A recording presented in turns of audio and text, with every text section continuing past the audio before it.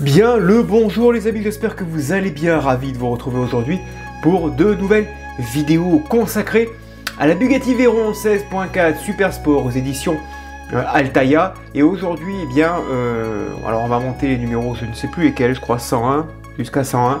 Sauf que j'ai fait pas mal de modifications avant de faire cette vidéo. J'ai déballé toutes les pièces en métal, puisque là, dans ce colis, on en a eu, il était énorme ce colis, puisqu'à l'intérieur, il y avait la carrosserie. Et j'en ai profité pour la vernir. Alors j'ai récupéré bien sûr les pièces qu'on avait eues au numéro 1, 2, toutes les pièces carbone, capot et aileron arrière. Parce que pour moi, et on le voit dans tous les fascicules, la Bugatti est brillante, elle est limite glossy, c'est un miroir.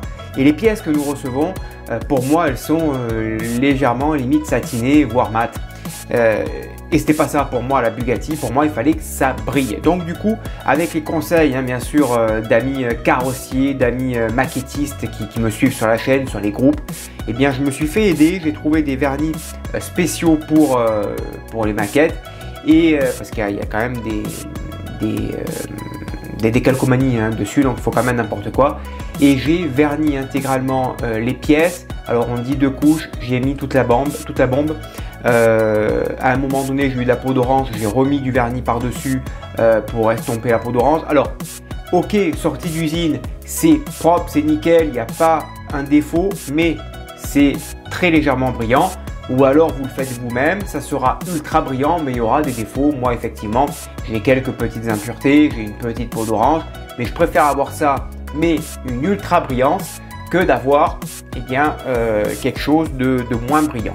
Donc voilà, ça c'était mon point de vue. J'ai tout refait, vous allez le voir, franchement, j'ai refait le capot, j'ai refait les 2 ailes avant qu'on a reçu dans ce colis, j'ai refait les portes et le toit de la carrosserie.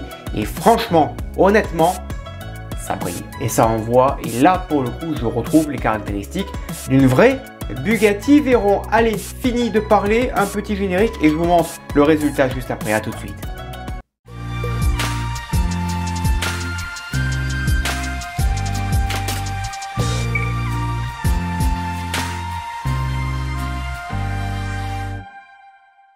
Allez, c'est parti, 96 à 101, voilà, je vais rechercher les numéros. Donc, je vous montrerai le résultat du vernissage. Pour l'instant, progressivement, bien sûr. Pour l'instant, on va voir un petit peu ce qui nous attend dans ces montages. Donc là, on a le système de l'aileron arrière que l'on va monter ici à l'arrière avec les petits ressorts. Alors je ne sais pas ce que ça va donner à la fin, le système, si ça s'ouvre, ça se baisse. Apparemment il y a des ressorts, donc ça devrait pivoter. On verra comment ça fonctionne à la fin. Donc on viendra positionner ensuite cet élément sur notre modèle au moyen de quelques vis. L'aileron qui est ici, regardez, on va le voir ensemble vite fait, on a le temps. Voilà, l'aileron. Alors, comment voir? Est-ce que vous pouvez voir quelque chose? Je vais essayer de zoomer. Voilà. Là, on est sur une brillance. Vous voyez. Et c'est que l'aileron. Le reste, c'est à suivre. Je me vois à l'intérieur. Encore une fois, vous voyez. Je ne sais pas si dans la vidéo vous le voyez, mais vous voyez sur le côté gauche, ici. Là. Vous voyez la couleur de mon pull, donc voilà, c'est l'effet recherché que je voulais. C'était un effet vraiment ultra glossy, ultra brillant. Voilà, ça c'est pour l'aileron que l'on montera.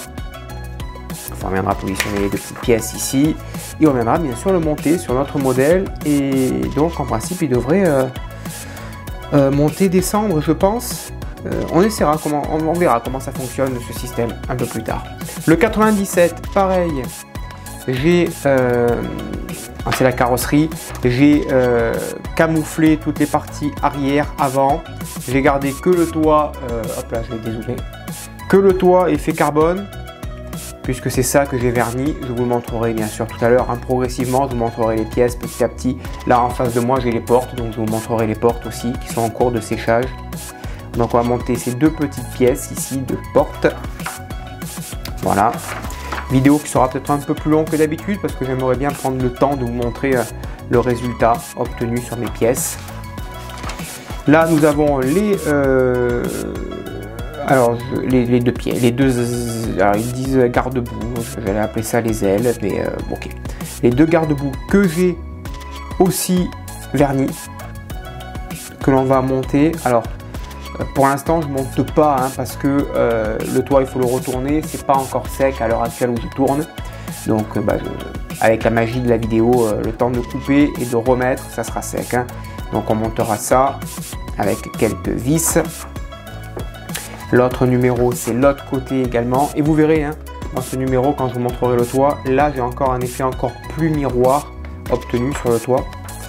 Le 99, il est ici, c'est l'autre côté, c'est le garde-boue droit. Le 100,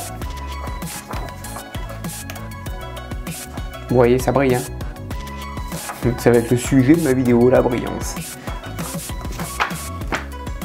Pas dire le contraire, je n'invente rien, je ne fais que reproduire, tout le talent du modélisme. Je ne fais que reproduire, je n'invente rien, on se voit dedans. C'est du glossy, alors ok, peut-être que l'effet carbone c'est peut-être mat, je ne sais pas, mais en tout cas moi je voulais que ça brille.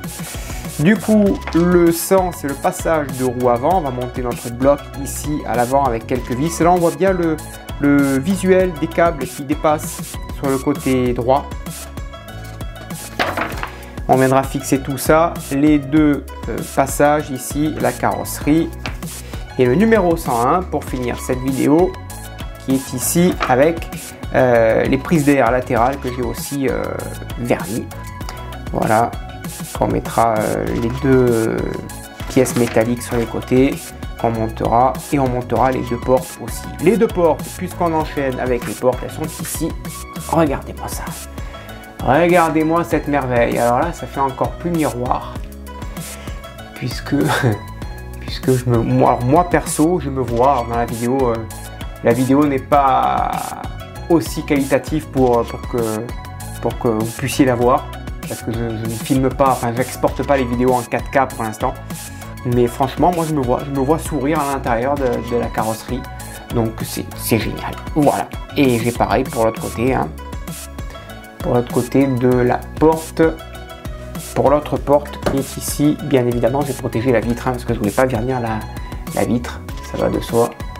Et je me vois aussi, je me vois sourire. Je vois mon petit micro accroché à mon petit pull. C'est merveilleux. Eh bien écoutez, on va passer au montage. C'est parti. Allez, on va monter cette pièce ici, tout d'abord, de ce côté, avec 3 vis DS11 que j'ai légèrement lubrifié un petit peu. Voilà. Et il faut en mettre 3, tout simplement. Et ensuite, on fait pareil de l'autre côté avec cette pièce ici et toujours pareil, 3 vis DS11. Voilà, et on fixe le tout proprement. Ensuite, on prend le petit ressort ici, on le positionne à l'intérieur. Alors, c'est pas facile à installer puisqu'il faut mettre cette barre ici, celle-ci à l'intérieur là, et à la fois faire entrer ça là-dedans. Voilà, et le ressort qui devrait ressortir proprement. Qu'est-ce qui bloque là? Ah oui, ok. Ça doit rentrer dans le petit trou, là. Ok. On va mettre ça proprement. Voilà, c'est rentré. J'espère que vous voyez, parce que j'ai le soleil sur la fenêtre. Voilà, la petite barre ici, elle est rentrée. Elle rentre dans le petit trou qu'il y a sur le côté. Et on fait pareil de l'autre côté. Et ensuite, là, hop. Par-dessus, ici, on va y mettre cette petite barre qui va maintenir les deux ressorts en place. Ici, voilà. Et on visse ça avec deux vis DS02.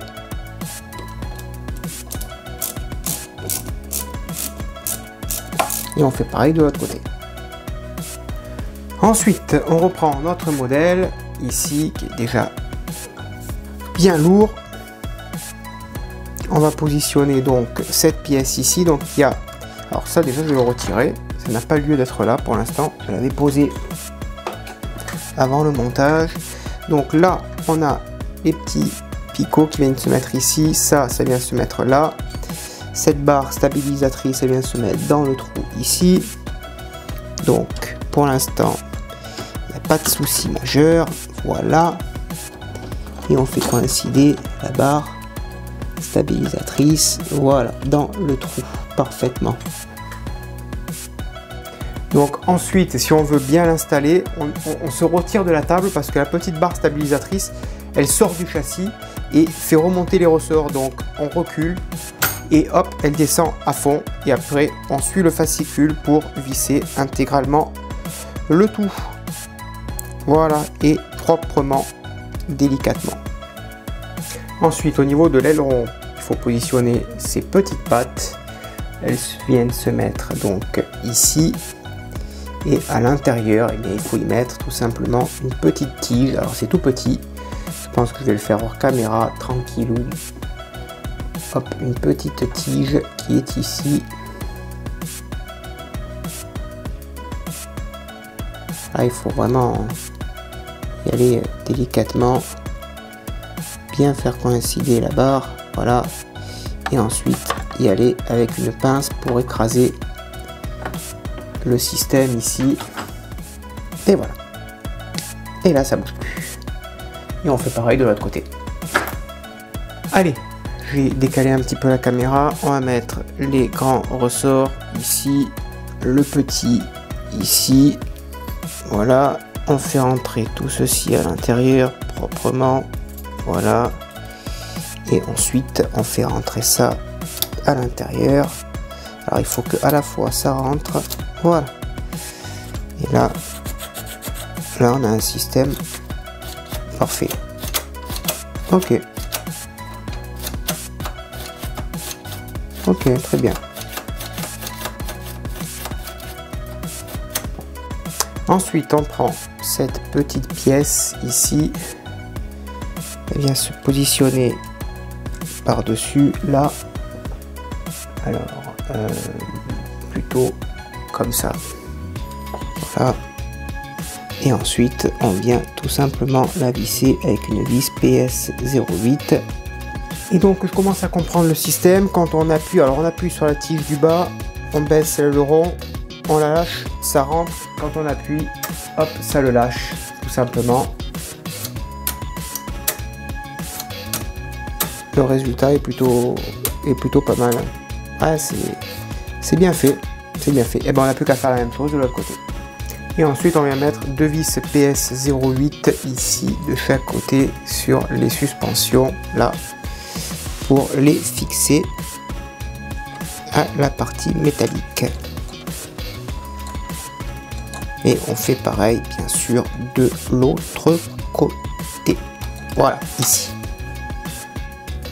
Et ensuite il n'y a plus qu'à monter l'aileron. Alors les deux petits pistons ils viennent se mettre à l'intérieur. Ici, si ça va bien rentrer.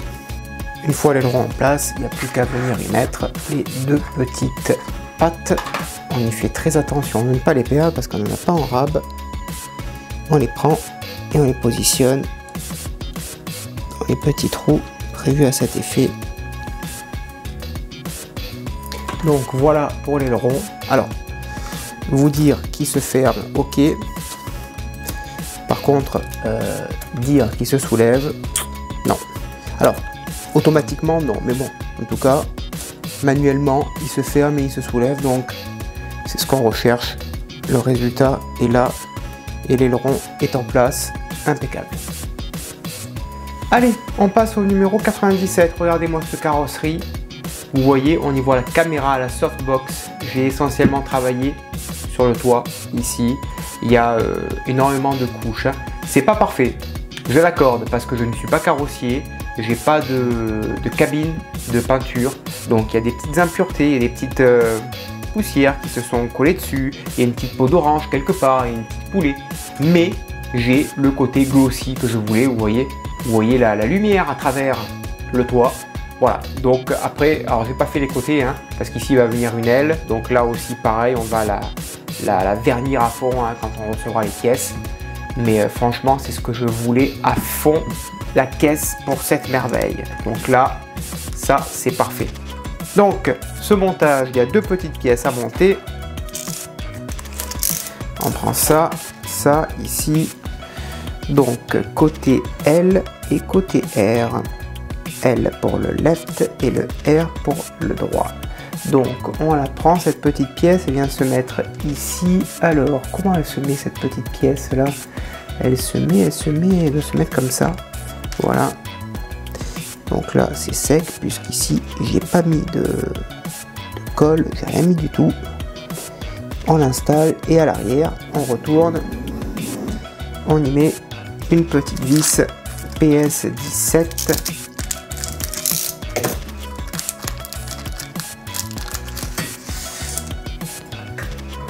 On prend ça, petit tournevis et on y va pour la vis ici, là.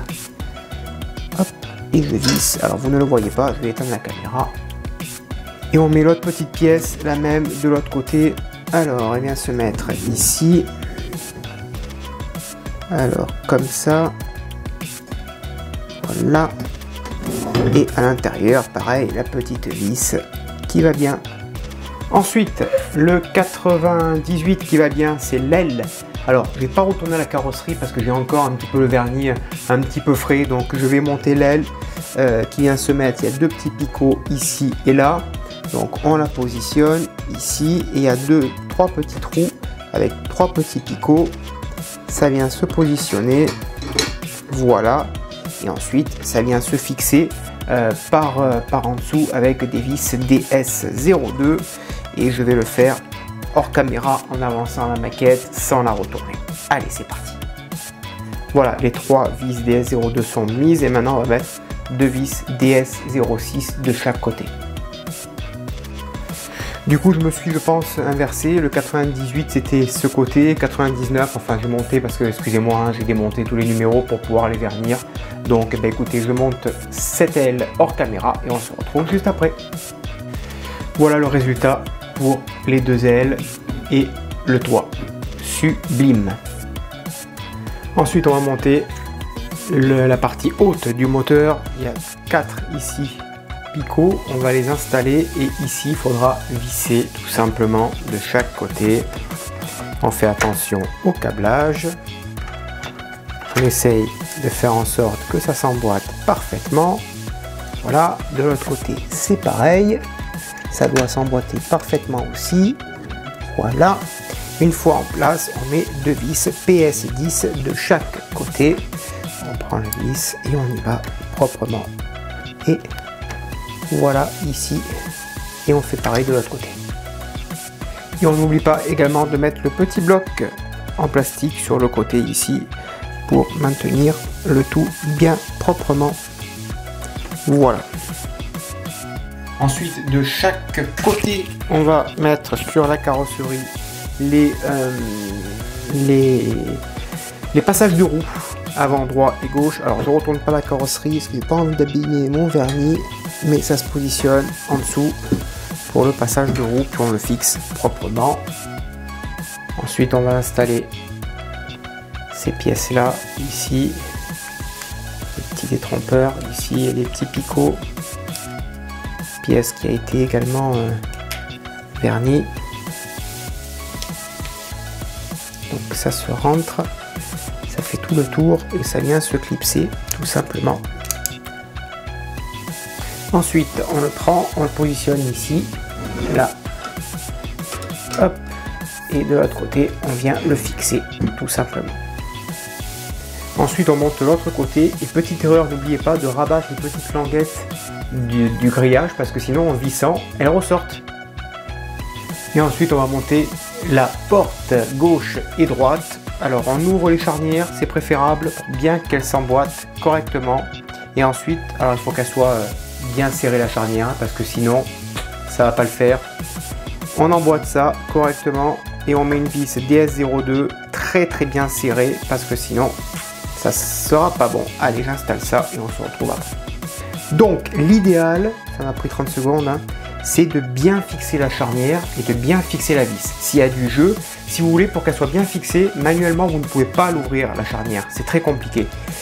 Une fois que c'est vissé, Alors pour l'ouvrir, ça s'ouvre correctement.